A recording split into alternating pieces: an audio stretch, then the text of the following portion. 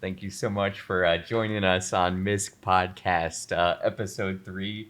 We are here at Canadian Bakin, Woohoo. which is an awesome bagel place here in Huntsville, Alabama. It was just voted best bagel place in all of Alabama.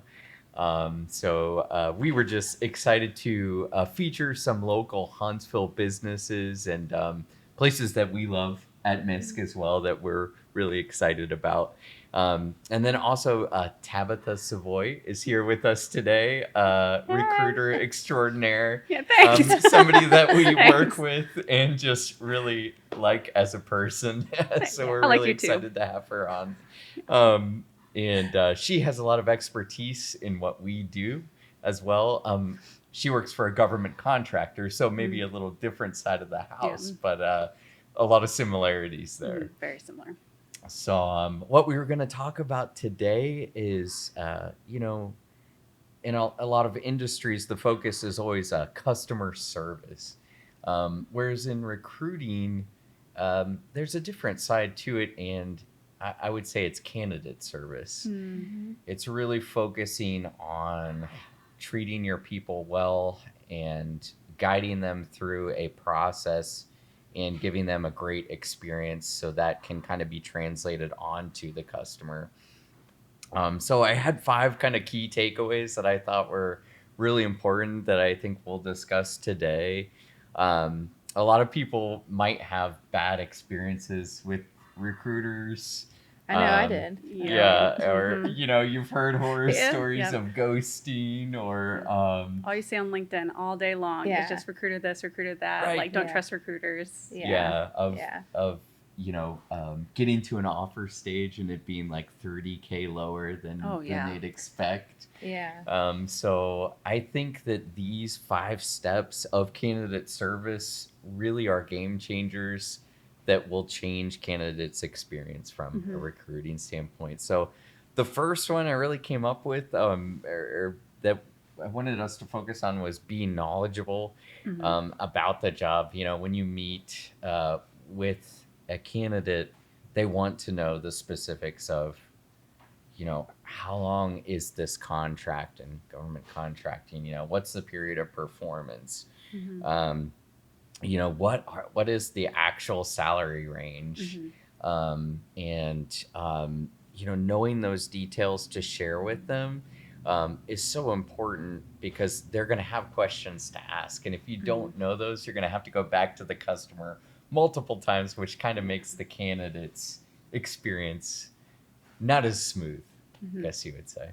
Yeah, because So, like you really want to be like the main point of contact slash communication liaison that connects you to the customer, or that connects the candidate to the customer, so to right. speak. Um, and especially if you're not knowledgeable, then are you really like a trustworthy source that the candidate can rely on? That you're going to vouch for them, that you are going to give them the most accurate information. And so I think being knowledgeable in the first place, it does instill that confidence even more so in the candidate. Yeah, no, I agree. And I think too, as a recruiter, it's like I've always been, in life, you're always told there's no such thing as a dumb question. Oh, So as yeah. a recruiter, it's like when you get a job, okay, you have to also think, okay, what would these candidates ask? What are some questions that, they may ask us? And so it's okay for us to then reach out to the customer and say, hey, how long is the contract? Things that they may not have given it to us up front, go Mhm. ahead and ask that before you start searching or contacting candidates, so that way you kind of have, and you may not have all the answers either, right? So Mhm. it's like also okay to tell them, hey, you know what, I don't have that answer right now, but Mhm. I will get back to you. I will find Yeah. that answer for you. Reach out to our customer, see what I can find out. And so it's do your work in the beginning too, and ask the questions Yeah. if you have to. Especially on the highly technical roles, it's Yeah. Oh hard my to goodness, know yes. all of the Yeah. answers up front. You get like a job description with certain requirements, like bachelor's degree plus 6, Yeah. maybe a Yeah. top secret clearance Yeah. and Mhm. an 8570 certification. But Mhm. what are they really looking Yeah. for? What are like the hardcore requirements that Yeah. they will not budge on? Yeah. Yes. Because Yep. surprisingly, there's been some job postings that we've gotten where, you think, oh, they have to have a bachelor's degree, but then you just happen to ask and say, hey, would you consider an associate's, but maybe an extra 3-4 years of experience? And they're like, yeah, we'd consider that. Okay, well, then you kind of have to go back on your search, sometimes to then have to, okay, well, I can include, these kind of candidates as well. And so, it's sometimes you have to ask, I guess, those questions to just see, would you consider this or not? Or to try to help then us as well in our search. Make it a little bit easier maybe. And especially if if a customer ends up considering a candidate like that with less experience, they can at least try and see if they can get a waiver. You probably see that on your end, Tabitha, will you accept a waiver for this candidate because they have 17 years of experience and they have the certifications, and maybe they've even worked on a specific project that's similar as well. Because usually with especially with waivers, you got to go back to the government, and once you get that government approval, then it's like, okay, gung-ho, we can do it. But also another thing to keep in mind too, especially when it comes to knowledge, so there are a number of recruiters that are in a similar situation like I am, where we're over like 30 to 50 different roles. And so it's very difficult to know everything that we need to know about a certain role. And so one thing that I found that at least works for me is if I'm sourcing for a very specific role, then I try to go back immediately and ask those questions that we talked about before, which is, okay, what is the period of performance? Like, what are the hardcore requirements that like we cannot budge on? Like, is this a contract that we can do like a lesser degree or no degree with more years of experience? Out of this 2-page document, what are the things that they need to know? Do they need to know about routers and servers? Do they need to know about Linux? Do they need to know Windows? Like those things matter. And one thing that I'll explain to candidates too, especially because I don't come from a technical background, like not at all. I come from education, right? Like I can teach a kid English and that's about it. And so when it comes to the details of Linux, when it comes to the details about these certifications, I probably don't know. And so I definitely like do my best to try and get the information, but usually it's the PMs and the hiring managers that, unless they willingly give that information, sometimes I don't even know what to ask. So, yeah. And I'm sure that makes it difficult for you when, you do reach out then to recruiters for help. It's like, I'm sure you get bombed with those questions and then you're like, well, I don't even have those answers. And so so having those detailed questions, especially like knowing what candidates are wanting, I'm like, okay, I got you. Yes, exactly. Yeah, we Gucci. I love it. I love it. And I think, what goes hand in hand in that with, interacting with a candidate is being transparent. Like honesty is key in building that trust. And if it is something that we don't know, letting them know, hey, I am not an expert at this. Let me go back and ask and find this out for you because I think our customer can answer this question better. And that was really my second, point in all this. I think a lot of people with recruiters have bad experience because there isn't honesty So and there misleading. isn't transparency. So an issue that we at least see a lot in government contracting is, hey, I was brought on this contract and given a full-time job, and then the contract ends within 6 months. And I was told it was a long-term role, and that's very difficult for anyone, especially, anyone who might be early in their career, later in their career, have family. That's a tough spot to be in. I actually got a note about that too, with transparency, like for both, whether it's with candidates or from recruiters. So I think one thing that a lot of candidates have a hard time with is understanding that you're interviewing a company just as much as they're interviewing you. And so anytime I've ever done an interview, I'm going into it knowing, I know my value. I know what I'm wanting. I know what I can bring to the table. Let's see if we even match up. And so I'm hoping and trusting that I'm going to be given that same transparency from a company, or like with another recruiter. And so on the recruiter side, like just thinking about whether it's like efficiency or even just saving money wise, you are going to keep somebody long term or for many more years if you are transparent and they end up actually fitting the role exactly like how they need to, rather than tricking somebody into a position just to fill it whenever 6 months later you're gonna have to fill it again. Exactly. Right. Like Yep. that's putting a lot more work on your plate. Yep. So like why not be transparent? Yeah. Well, and also, kind of go off of what you just said, it's also about building a connection Yeah. with them where it's not just, I want to fill this role.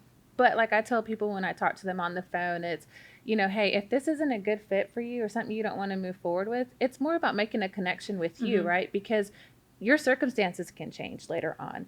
And maybe you're like, hey, I need to find a job in 6 months. Oh, I remember this recruiter that I spoke to. I'm going to reach back out to them. And so even like when I'm talking to them, I talk about the position. That's, of course, the main thing. But if I see something on their resume that's totally off topic, but just to make them more comfortable to then maybe or they would remember me later on. Like I love seeing people on resumes or seeing things on resumes where they've been stationed overseas, especially Germany, because I lived there for 12 years. So then I can, say, okay, well, hey, what do you think about Germany versus living in the US? And then we're on the phone for a good 20, 30 minutes. Of course, not talking about the position, but then towards the end, they're like, you know what? Please send my resume forward. Or, hey, I would love to connect with you. And there's people that have contacted us later on and they remember those conversations. And so it's not just about connecting because I want to fill that spot. It's because essentially it's kind of like being friends in the workforce, I guess. So I think it's really important that you build that connection with them. I've actually done that too. Like there was a recruiter that had reached out to me for like, this was a few years ago. And that role ended up not working. But whenever I was ready to leave that later position that I did take, I actually reached back out to that recruiter. I said, hey, do you happen to have anything? Yeah. I'm looking. Let me help you out. You help me help you. Yeah, exactly. Yeah, no. So in order, I think, for those connections to stay and maintain, you have to be transparent. If you aren't, then they may not come back. Yeah. So.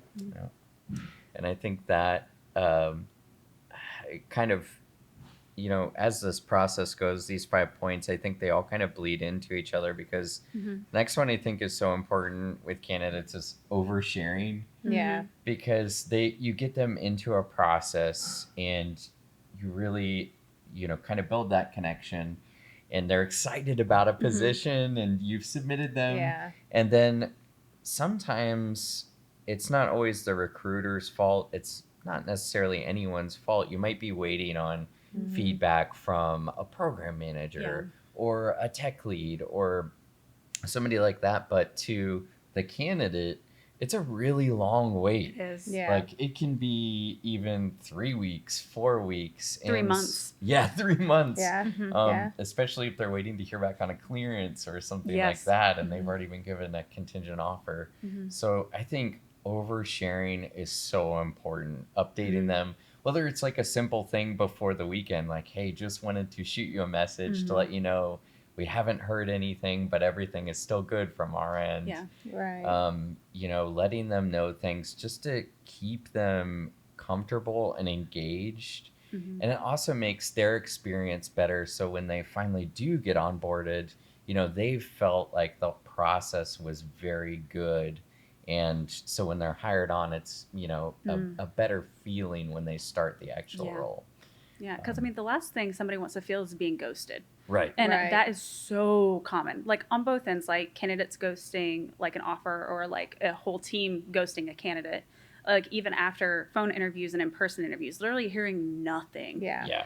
And going back to what you were saying about like who's at fault, like so to speak, especially whenever there's lack of communication. Usually a recruiter really is the middleman. Yeah. And so whenever they don't get information, usually it is because like there's a project manager or like a program manager that said, oh yeah, I needed a candidate yesterday.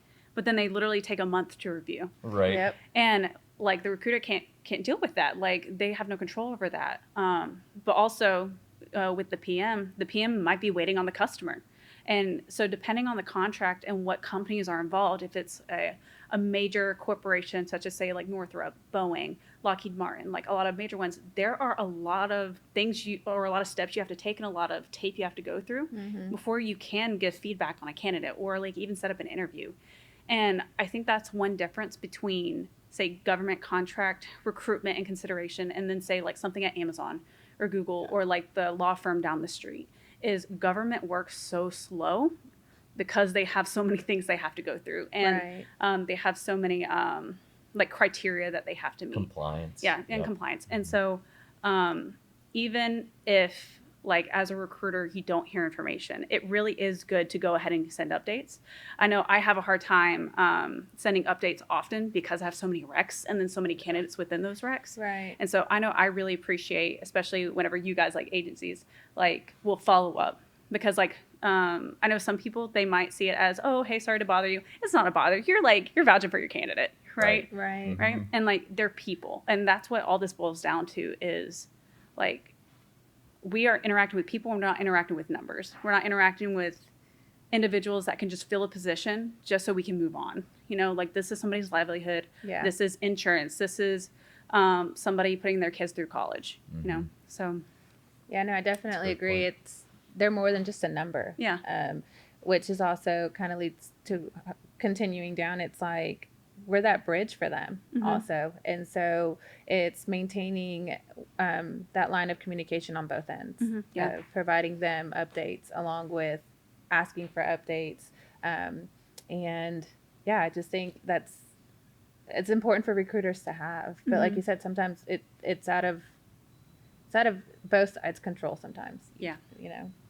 Yeah, I love that analogy that you have, Liz, of the bridge, because I really feel like that's what we are. Yeah. You know, we're connectors to the government contractors, but here to do the best job we possibly can. Right. And I like to be upfront with when I talk to candidates on the phone. Like that's like, you know, the first thing I say, because it's funny. Sometimes they think like, oh, MISC, oh, we're going to work for MISC. And it's like, well, no, you're, you know, this position's with a customer of ours, but we're essentially a bridge between them and you. It's like if you were to apply for a position on your own, it's just crickets. You don't know if they even looked at your resume. Would they even consider you? So it's just a waiting game. And I just, out of my own experience, they'd go months and then they'd contact me and I'm like, man, I sent that like 3 months ago, you know? So having that other side, it's like, oh, hey, they did look at your resume. Oh, hey, this is the feedback, or hey, they want to move forward. Yeah.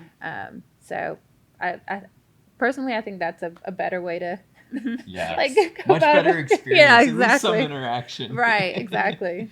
Not getting lost in a dark, deep hole exactly. of an ATS. The next point I thought was really important, and I think it's kind of our job from a recruiting firm is to be the translator, not only for the candidate, but also for the customer, the government customer. Right. Usually candidates have a lot of questions about, it could be requirements, or it could be like, hey, I really need help with relocation, but I don't want to ask for it. Can I ask for that? Or I really need, you know, a little bit of a bump in salary to make something work, but I don't feel comfortable, you know, doing that. And I think that that's our job to translate that to the customer. And then if the customer needs anything, to, you know, translate that back to the candidate. You know, these are things we need, you know, a certification within 6 months. You know, is that something that you're willing to do? You know, so I think being that middleman and doing it well, and making both sides feel very at ease and very comfortable with, you know, not feeling pressure or feeling like it's a normal part of the process, which it is makes the whole process better, I would say. Yeah, and I think one thing that like you guys do a really good job at is translating the candidate resume to the rec, as in like showing how it's applicable. Because I think that's one thing a lot of candidates have a hard time with, is because again, I'm on LinkedIn all day long. Like I see stories of people saying, oh, I applied to 100 jobs, 200 jobs, and I've heard nothing. I've gotten no interviews. I've gotten like no responses. I haven't even gotten rejection emails. Like what's going on? And so there's a lot of misinformation about like, oh, the ATS system just like took me out and no recruiter has ever seen my resume. At least for my company, like I get every single application and I look at every single resume. But the hard part is if a candidate does not showcase in their resume how they're applicable to the rec, and they're just assuming that I'm going to read between the lines and see how they're applicable. Right. Like that's very difficult for me to do because I'm looking at over 100 resumes a day. Yeah. And so, like, that's one thing that I think recruiters can do a really good job with whenever they are submitting candidates to a customer is literally showing, okay, so this is the resume. Maybe first glance, you don't see why this is applicable. But, oh, look, like they happen to use Linux for 10 years and like the past 2 roles, but they never mentioned Linux in their resume. Right. Yeah. Yeah. Even those small little details can make a difference, whether that person, would even be considered or not. So I think that's really important too. Yeah. Yeah, resume reading is tough because, oh my gosh, yeah. especially when we do like a lot of data scientists or things like that, because their title might not be anything to do. It might be analyst, Yeah. or it could be intelligence analyst. But what they're really doing is using Python and Tableau and SQL and doing a lot of back-end stuff, which you would never know unless you really look through 17 lines of their resume. So I think that's where a lot of people don't know why they aren't getting calls. And companies like larger customers or government contractors might not have the time to look through all of those things, which is, I guess, what we're here for as well. Yeah, definitely. There's been so many times when I've looked at a resume and initially I was thinking, what, this person it's not applicable, but they have some really good, solid experience. And so I'll just by chance ask them like, hey, do you happen to have this experience? Just whatever it is for the rec that's required. And they'll come back saying, oh yeah, like I do that like all the time in my current role. But literally they only have like 3 sentences of their current role that have nothing to do what I just asked because they just didn't update their resume. And so I'm like, hey, reformat your resume, send it back to me. I want to like send you forward. But like that happens so often. And again, I think it's because candidates don't realize like, hey, like I want to help you. Like I want to give you a job. Like help me give you a job. Help me help you. Yeah, like, help me help you. I think another thing too I've noticed is like they have just one format of a resume and they just send that to all these positions when you should tailor your resume, I think, to that specific position that you're applying to, because that could make the difference. That's just something I've caught on recently where there's some people that will tell you like, hey, I'm going to tailor it to this position. And you're like, awesome. Great. You know what you're doing. And then there's some where, and thankfully, like a lot of our customers have been really sweet where if we submit someone and they'll ask that, they'll be like, hey, well, do they have this experience? And then we respond back, yes, providing that background information and hey, we'll just have them, fix it up real quick and send it back. And so it's like our customers have been really great with not just fully shutting someone down, but just like giving them that extra chance of like, hey, tailor it, fix it, send it back to us.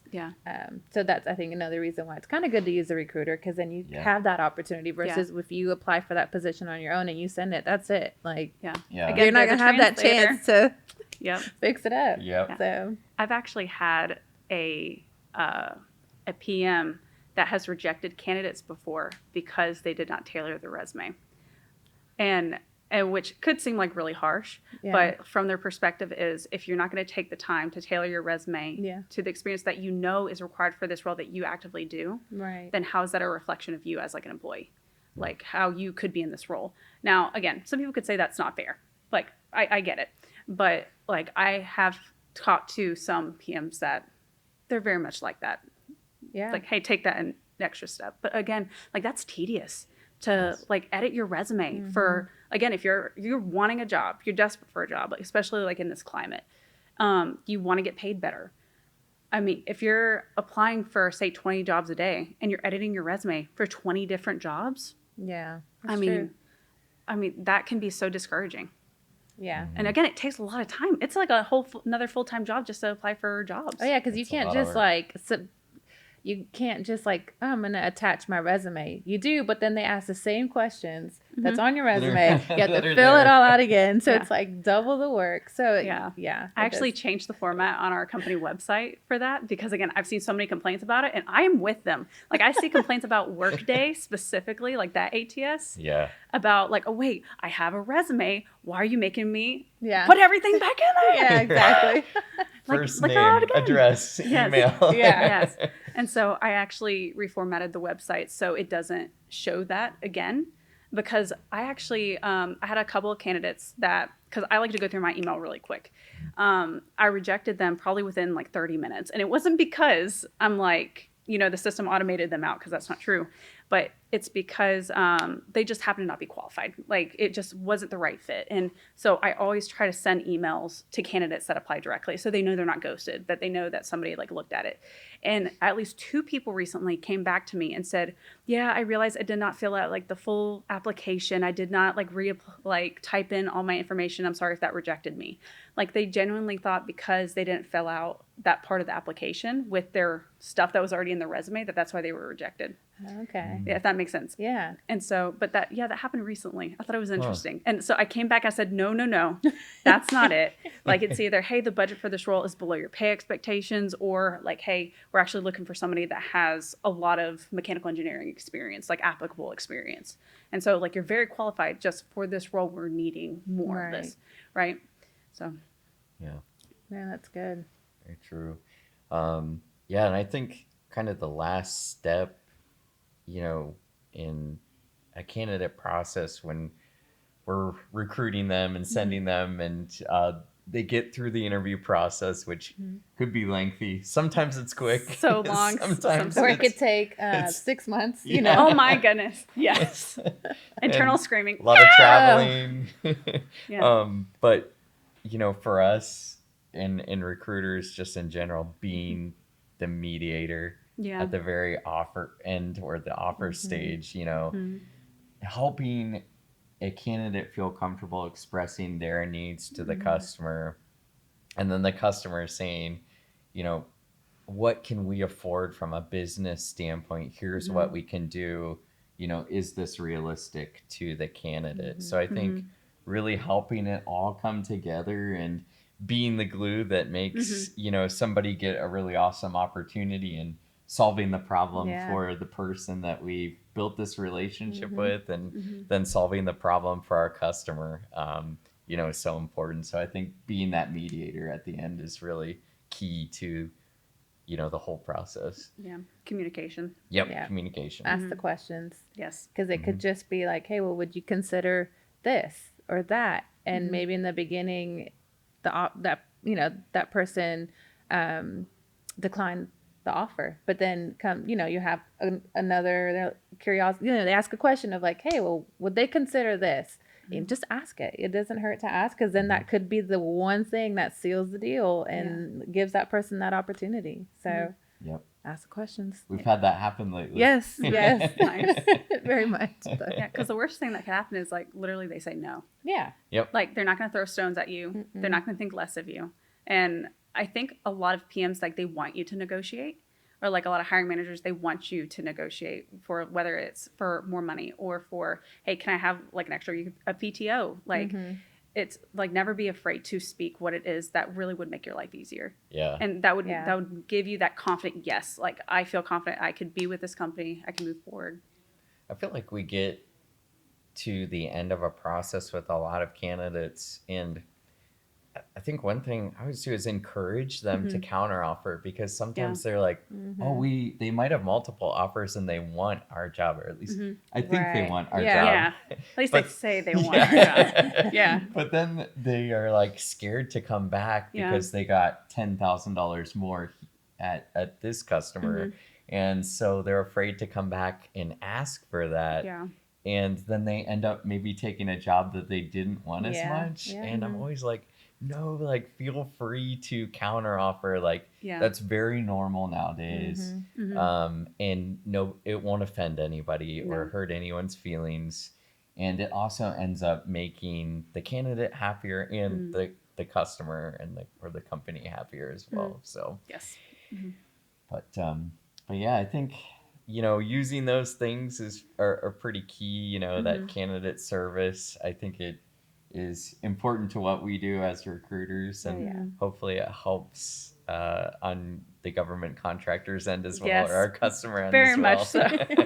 Very much so. And we thank you for being here today with us, Tabetha. You're great, and we always enjoy working with you. So same. Excited thanks for inviting me. Many more years to come. Yes, please. So thanks, guys. Well, thank you.